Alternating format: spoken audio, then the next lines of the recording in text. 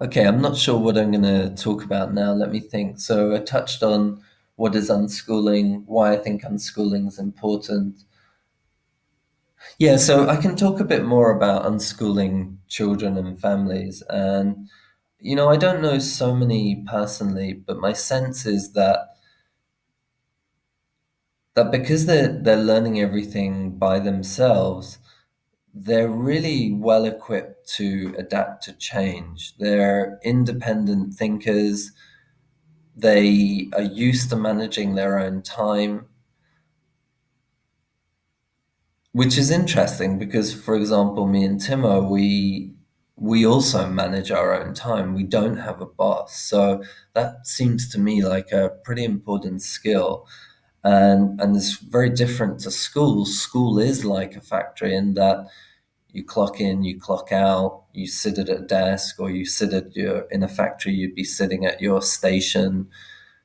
So you're told what to do. You don't need to think about what you do today. So something I learned from alt schools, they're based in Silicon Valley and they have schools with where children again come to do what they want to do when they want to do it. The difference is with old schools, it's very tech based, and they they help the children to create a custom curriculum. And something that they said was actually it's actually challenging for the kids to go to this school. Maybe it was them, or maybe it was Sudbury Valley School.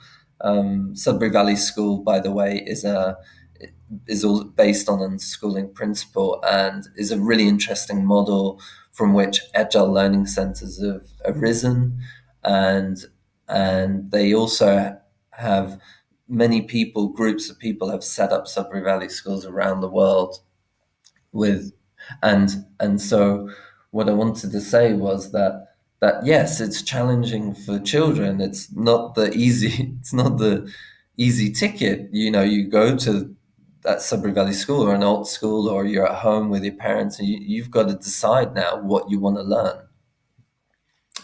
Well, maybe you decide you don't want to learn and you just want to play games. Okay, then yes, that's maybe easier.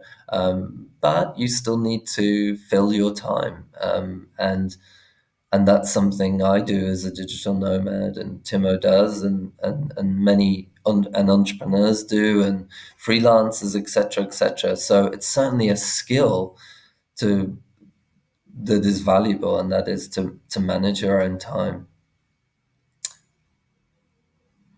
I think also there's something about free will and how, because free will is crushed at school or repressed, then I think the child is reliant on other people, on adults, to on for managing their emotions, for example. Maybe they're doing things to please the teacher instead of doing things because that's what they want to do.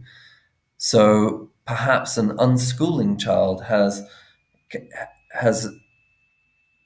is more in tune with their emotions and can can use that to in a way that can benefit them and others, um, mm, in a better way.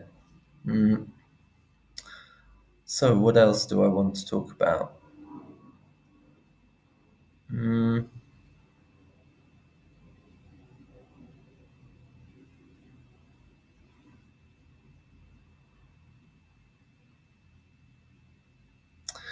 So maybe I could talk about some of the new models of education that I'm learning about. One is so Sudbury Valley School. There's that one in the US, and then there's lots of these around the world. So that's a school where you go, typically similar hours to school. It could be a big or small building. I'll talk about the one in the US. It's a big, spacious, beautiful building with some beautiful grounds around it.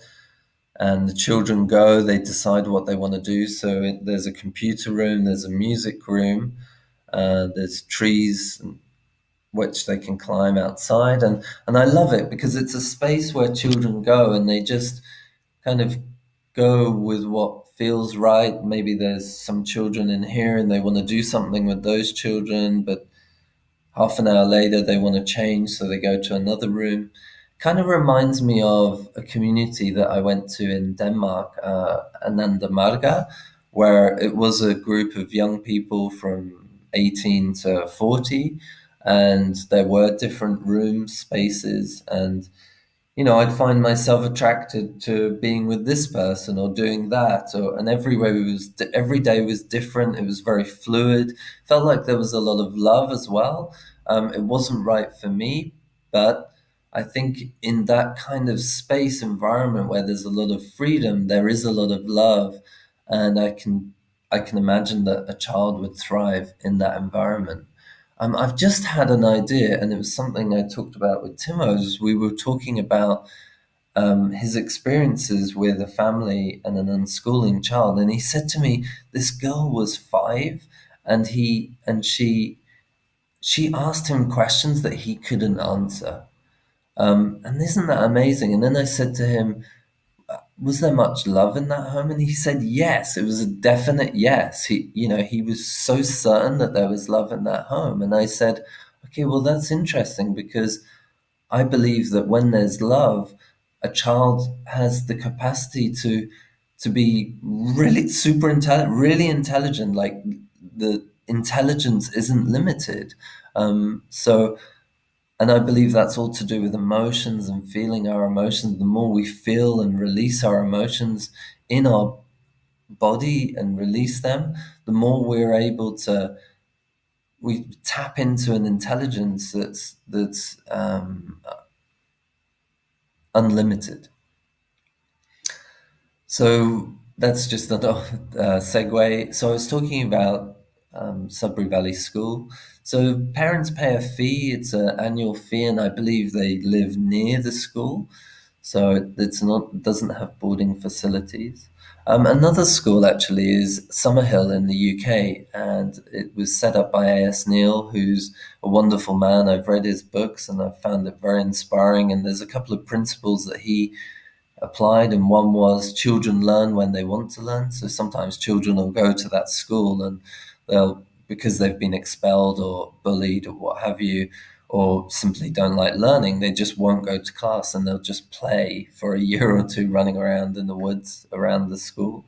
Another one is democratic education. So every child has the same vote as an adult, and they have a weekly meeting.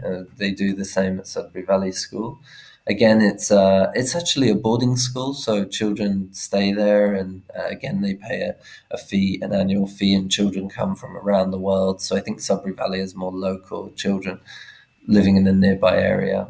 And then there's Agile Learning Centers, which was created by I believe, an entrepreneur and the founders of Sudbury Valley School. So together they looked at best practices in Agile and unschooling and combine them to create agile learning centers. So now you have these centers all around the world, primarily in the US.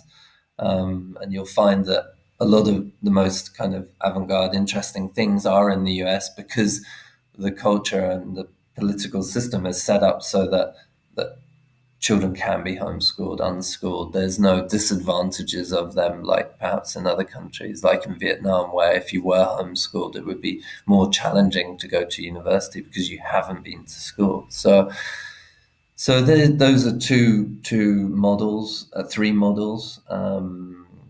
Agile learning is a lot more flexible. That children can go 1 or 2 or 3 days a week. It's what else about it? They're into. That's not true. I was going to say they're into nonviolent communication. I think some people maybe. There's definitely like a model. They've got a starter kit and a facilitator's kit.